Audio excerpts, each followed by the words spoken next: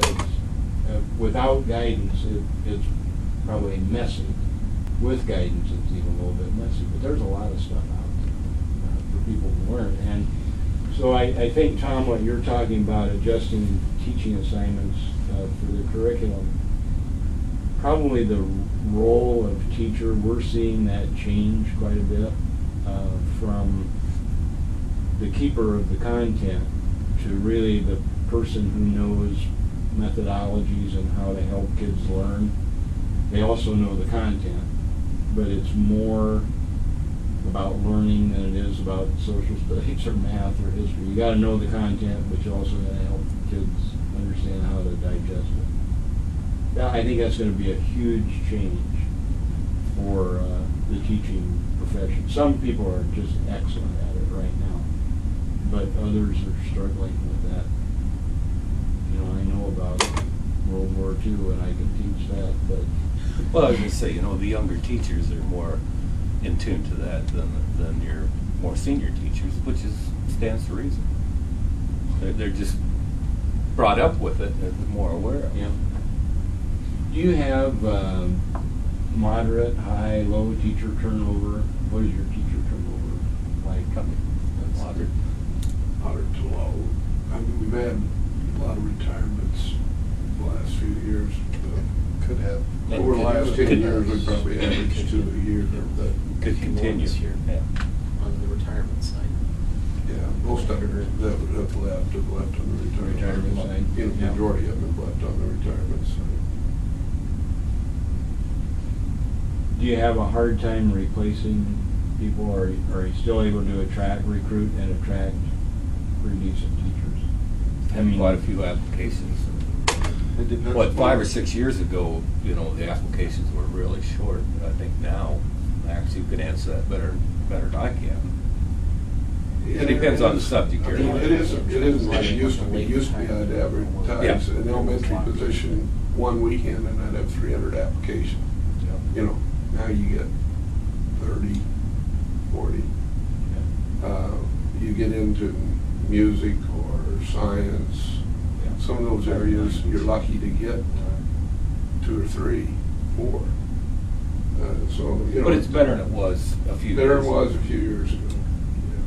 It also depends upon the time frame that they retire or give you notice. Some of the times we'd have problems is if we had like a late notice or late retirement, and some of your would-be applicants are locked into a contract already. So. The economy, you know, the poorer the economy is, the better we do. Oh, yeah. Because teachers stay in education, and more teachers are coming back to education than not the business world. And found out that didn't work too good, and come back, and a lot of teachers, they aren't as tempted to leave for the business world when the economy is bad. So usually we do, and it has picked up the last 2 years as far as our applicants.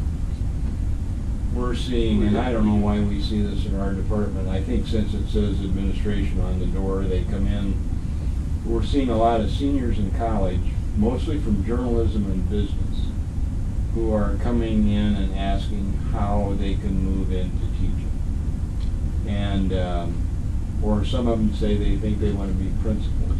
And it makes me smile because there's no little kid that was ever born that wakes up and says, I want to be a teacher. But these people are all on the management side, and they think they can just move right over. They don't know about the certification laws. They don't know about any of this stuff. But their story is all the same. And it goes right back to what Max just said. My major, advertising, marketing, newspaper journalism, there are no jobs for me. I didn't know this when I came to college, and I wasn't paying attention. And now, it's the second semester of my senior year, what am I going to do? And most of them say they're going to go back to graduate school. Yeah. I think largely because they're comfortable there. But if they go back to graduate school in business or journalism, it's just going to be more of the same problem. So I think teaching is beginning to look, it's not recession-proof. Californians can prove that to us, but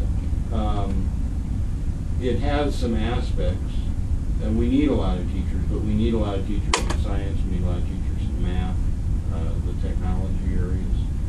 And we're not graduating very many science and math teachers at all. Just, if we do, they go into a science or technology industry where they start quite a bit. But there has been some changes as far as people who have graduated but want to get back into the teaching. Yes. Because my daughter looked into that, and it was not that difficult and time consuming to get back into take classes and teach at the same time. Yep. We have gained some, I think in Nebraska, some really good teachers who've gone back for post-baccalaureate degrees. It's taken them maybe 12 to 18 months. But boy, I know some of them, they're just really good, and I'm glad they're in teaching. They probably should have always been there, but they didn't go that direction. What other kinds of issues are you facing as a school district?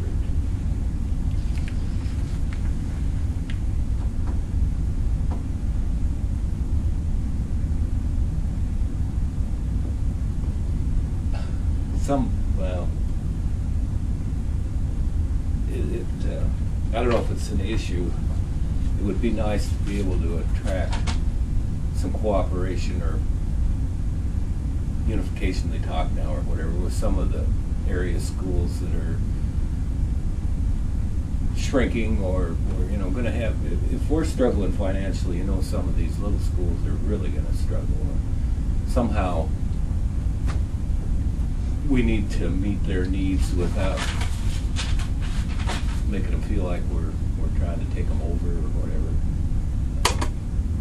I notice there's a bill, I don't know whose bill Yeah, I it is, see that. That The unification unification bill bill. that really makes unification a little bit simpler process than the old unification method.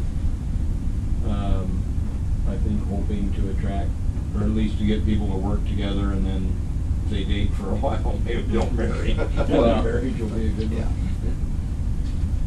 You know, and I know a couple of schools that are really kind of struggling, and somehow we need to be able to work with them, whether it's cooperative sharing or unification or, you know, what it is. I think one of the things we're really watching closely, and I'm not telling you this is a good model, I think we're just watching it closely because we don't know what's happening with it, is the Omaha Area Learning Community. And we're watching it for a number of reasons. One is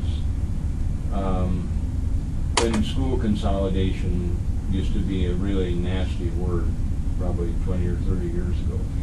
People always said you never make the Omaha area schools work together. West Side always gets to be West Side, Omaha Public Schools always gets to be Omaha. Never come together. Well, Senator Rake's bill put those Omaha area schools together in a learning community that is a sort of a unification. But it is a strange creature.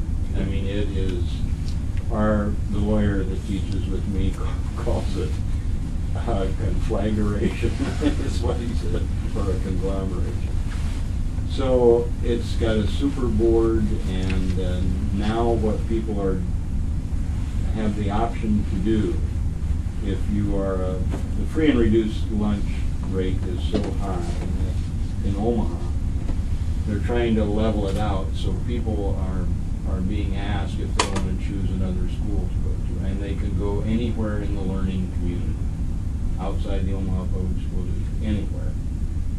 And you want to talk about upsetting the apple cart, it is just causing all kinds of problems. They want to stabilize, instead of having a 90% free and reduced lunch at school X, they'd like to get them stabilized at below 35% eventually.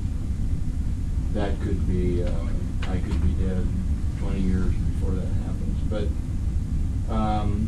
the main reason we're watching this thing is because that's some of the biggest schools in the state. And so if a learning community over the next 10 years actually works, I could see legislative folks or others moving toward, I don't know if I could see them going legislatively,